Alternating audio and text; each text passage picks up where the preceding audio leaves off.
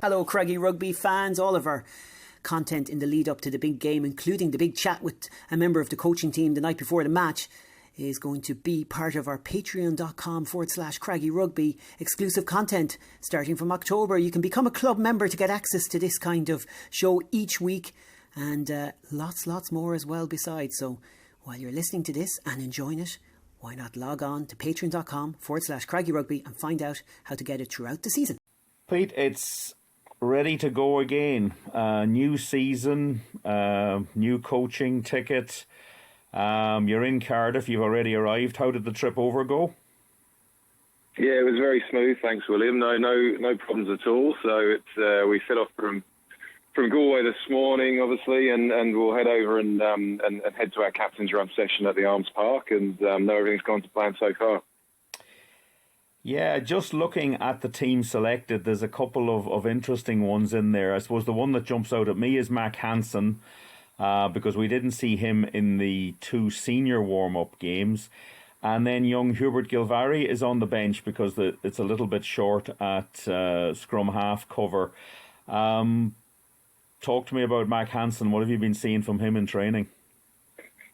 Well, we've been immensely impressed, which, obviously his selection to come straight in and start reflects that. He was fantastic early in pre-season, picked up our key principles from attack and defence very, very rapidly. He settled in really well to the group and just looked incredibly dangerous on the ball and certainly incredibly competent without the ball. So we had full faith in him. Ideally, would have had a run in those pre-season games, as you mentioned, but he picked up a bit of a knee and ankle niggle just approaching those games, but he was able to start for the Eagles against Leinster A last week and picked up exactly where he left off before that couple of week layoff. So it was great for him to get that game time under his belt last week, and we're really excited about the possibility of him starting. So, it's due reward for, I guess, the qualities we saw in recruiting him, but equally the form he's shown in pre-season so far.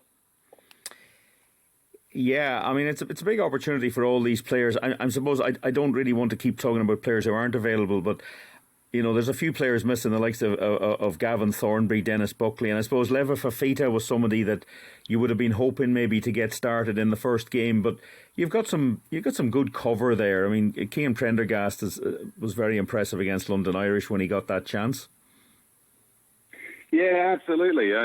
Keane's been immense, and the cameos we saw from him last year showed incredible potential, and he's developed physically and in terms of his game as well during the break and then during this pre-season. So he's certainly there on merit, and as you said, there's a couple of more familiar names missing. You mentioned young Hubert Gilvary getting his opportunity on the bench at scrum half. It's probably just a week too early for Caelan Blade, who was carrying a knock coming out of the Irish campaign in the summer. So, it's great for Hubert. He spent most of pre-season with us as well. So he's really familiar with what we're doing. And, we're lucky there are three very promising scrum halves in the academy, and he's been the pick of the bunch for us so far. So, he gets his chance there, and, we're excited about what he could do potentially off the bench, but also great to have Kieran Marmion starting. So, yeah, there are a couple of guys missing, but there's still some very familiar names in that lineup. And, as you said, the young guys that are involved, or the new guys that are involved, very much there on merit.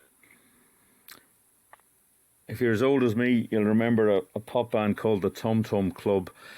I'm tempted to think the Tom Tom centre partnership Daly and Farrell is going to be pretty important to controlling your attack, but also defending against the way that Cardiff set up to play, because both of these sides, Connacht are talking about playing a high tempo game. Similar situation with Cardiff. This could be a bit of a shootout sort of match. Yeah, I think it's certainly building to be a very exciting contest. You're never quite sure with these first up games in round one, but as you alluded to, Cardiff I think had the third highest ball in play time last season across all the Pro 14 games on average. So they certainly like to keep the ball in play and have a go. It's a part of our game that we look to grow during this pre-season, and we want to push that tempo above where we have been previously. So that makes it a really entertaining contest, hopefully. you mentioned the two Toms there in midfield. We're really excited, and with due respect to the other options we've got at centre, it's a pairing that for us gives us everything. It gives us that, I guess, game understanding, communication and control in defence. But they both, as you know well, have got immense qualities in attack as well in terms of Tom Farrell's footwork and his ability to beat a defender one-on-one, Tom Daly's game line and control that he gives us, and also another kicking option. So it's a really nice balance for us. And in terms of those Cardiff threats with Lilo and Halaholo and such like, it's you need to have your centre partnership in order, and we need that to be strong both sides of the ball. So it's a great challenge for them, but we're really excited about what we're bringing to the fight as well. Are you making any specific provisions for the 50-22 law change? Or is that something that's going to sort of happen by osmosis, or are you actually setting up to deal with it and to use it from a Connacht perspective? Do you think it's going to make a big change? It's a really interesting one. I guess it's similar to some of the other law variations that have come in over the years, in that, as coaches and also players, you spend probably an exceptional amount of time talking about the laws when they first come in, and a lot of planning goes into how we're going to use it or how we're going to combat it. And then, you watch some of these early games and the early pre-season games, and you don't see very much of it at all in the games. So it's something we've talked about a lot and we're very aware of. I think it will affect defences in terms of how they man that backfield, whether more teams will go to a set two-man backfield rather than that traditional three-man pendulum. I think that's definitely an option there.